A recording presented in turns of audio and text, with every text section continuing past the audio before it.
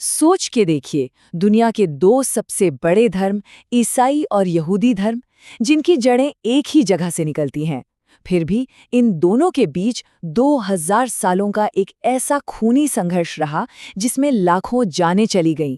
ये एक बहुत बड़ा विरोधाभास है ना? और आज हम इसी की परतें खोलने जा रहे हैं। अगर आप इन दोनों धर्मों की नींव को लेखें ना, तो समानताएं आपको हैरान कर देंगी। दोनों की जड़ें पैगंबर इब्राहिम से जुड़ी हैं, दोनों एक ही ईश्वर में यकीन रखते हैं, और मजे की बात यह है कि दोनों ही एक मसीहा का इंतजार कर रहे थे। तो ये जो साझा विरासत है ना, ये इनके संघर्ष को और भी ज्यादा पेचीदा बना देती है। तो फिर सबसे बड़ा सवाल यही उठता है, अगर नींव इतनी मिलती जुलती है, तो फिर 2000 साल की ये दुश्मनी, ये हिंसा, इसकी वजह क्या थी? मतलब इतनी समानता के बावजूद इतना गहरा अलगाव आखिर पैदा हुआ कैसे? चलिए इस कहानी को समझने के लिए हमें लगभग 2000 साल पीछे चलना होगा। उस समय जीसस और उनके जो शुरुआती फॉलोअर्स थे, वे सभी यहूदी थे। वो यहूदी परंपराओं को ही मानते थे और उसी तरह जीते थे। और बस यहीं से रास्ते अलग होने शुरू हो जाते हैं। असली टकराव इस बात पर था कि मसीहा आखिर होगा कौन। देखिए, यहूदी समुदाय एक ऐसे राजा की उम्मीद कर रहा था जो उन्हें रोम की गुलामी से आज़ादी दिलाएगा, एक पॉलिटिकल लीडर। लेकिन जीसस का संदेश बिल्कुल अलग था। उन्होंने खुद को ईश्वर का पुत्र बताया और कहा कि उनका संदेश सिर्फ यहूदियों के लिए नहीं, बल्कि पूरी इंसानियत के लिए है। अब कहानी एक ऐसे मोड़ पर आती है जहां एक छोटा सा धार्मिक मतभेद सदियों के जुल्म की वजह बन गया। और वो घटना थी जीसस पर चलाया गया मुकदमा और उन्हें सूली पर चढ़ाया जाना। इस प्रोसेस को समझना बहुत जरूरी है। सबसे पहले यहूदियों की जो धार्मिक पंचायत थी, सैनहेड्रिन, उसने जीसस को दोषी पाया। लेकिन उस समय मौत की सजा देने का अधिकार सिर्फ और सिर्फ रोम के पास था। इसलिए मामला गया रोमन गवर्नर पॉन्टियस पायलट के पास। पायलट को लगा कि जीसस बेकसूर हैं, लेकिन भीड़ के दबाव में आकर उन्होंने मौत की सजा सुना दी और सिंबॉलिकली अपने हाथ धोकर खुद को इस फैसले से अलग कर लिया। यहाँ एक बहुत बड़ा ट्विस्ट आता है। 4वीं शताब्दी में जैसे ही ईसाई धर्म रोमन साम्राज्य का ऑफिशियल धर्म बना, पूरा गेम ही पलट गया। अब जीसस की मौत की कहानी को एक नए और ज्यादा खतरनाक तरीके से बताया जाने लगा। अब दोष कुछ लोगों से हटाकर पूरे के पूरे यहूदी समुदाय पर डाल दिया गया। और इसी के साथ जन्म हुआ उस विनाशकारी आरोप का, क्राइस्ट किलर्स, यानी ईश हत्यारे। ये सिर्फ एक नाम नहीं था, ये एक ऐसा धार्मिक हथियार था जिसका इस्तेमाल आने वाली सदियों में यहूदियों के खिलाफ भयानक हिंसा और भेदभाव को सही ठहराने के लिए किया गया। इस एक आरोप ने मिडिवल यूरोप में जुल्म का एक ऐसा लंबा और अंधेरा दौर शुरू किया जहां यहूदियों को सदियों तक समाज से बाहर, हाशिए पर धकेल दिया गया। ये नफरत वक्त के साथ बस बढ़ती ही चली गई। शुरुआत हुई 4वीं शताब्दी से, फिर 1096 के धर्म युद्ध के दौरान राइनलैंड में जो नरसंहार हुआ, उसने इसे खूनी रूप दे दिया। 14वीं सदी में जब प्लेग फैला तो उसका झूठा इल्जाम भी यहूदियों पर डाल दिया गया और 1492 तक तो उन्हें स्पेन से ही निकाल बाहर कर दिया गया।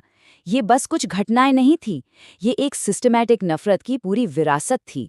इस जुल्म का एक जीता जागता सबूत था घेटो। ये शहरों के वो अलग थलग तंग इलाके थे जहां यहूदियों को जबरदस्ती रहने पर मजबूर किया जाता था। यहाँ के हालात बहुत खराब थे और उन पर कड़ी निगरानी रखी जाती थी। मकसद सिर्फ एक था, उन्हें बाकी समाज से पूरी तरह से काट देना। और ये अलगाव सिर्फ रहने की जगह तक नहीं था, उन्हें सामाजिक और आर्थिक तौर पर पूरी तरह से पंगु बना दिया गया। सोचिए, उन पर कैसी कैसी पाबंदियां थी। वे कुछ गिने चुने काम ही कर सकते थे, सरकारी नौकरियों पर बैन था, और सबसे अपमानजनक, अपनी पहचान के लिए उन्हें पीले रंग के बैज या खास टोपियां पहनने पर मजबूर किया जाता था। ये बात उस दौर की मानसिकता को बिल्कुल साफ कर देती है। धर्म योद्धा अपनी पवित्र भूमि की तरफ जाते हुए पहले यूरोप में मौजूद यहूदी बस्तियों पर हमले करते थे।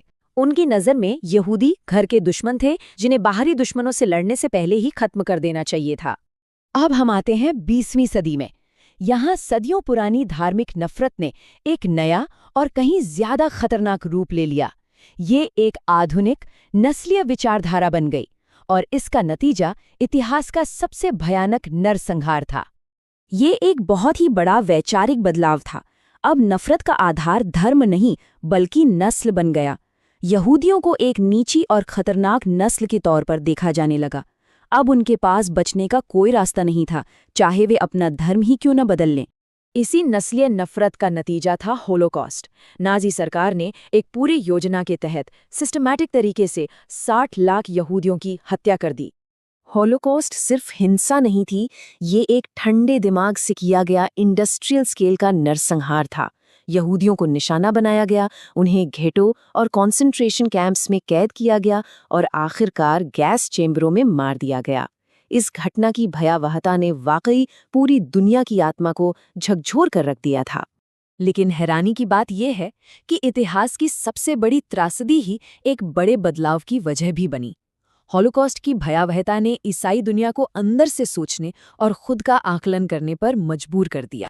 इस नरसंहार के बाद ईसाई दुनिया को ये एहसास हुआ कि सदियों से चली आ रही उनकी कुछ शिक्षाओं ने इस नफरत को पनपने में कितनी मदद की थी।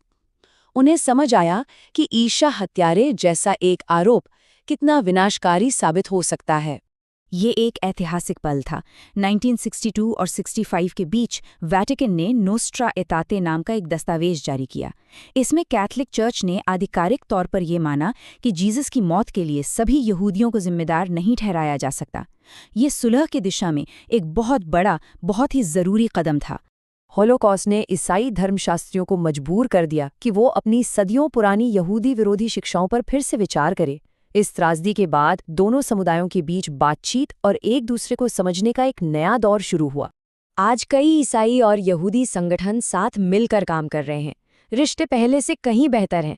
लेकिन 2000 साल की हिंसा और भेदभाव की विरासत को देखते हुए ये सवाल आज भी मन में आता है, क्या इतिहास के इतने गहरे जख्म कभी पूरी तरह भर सकते हैं?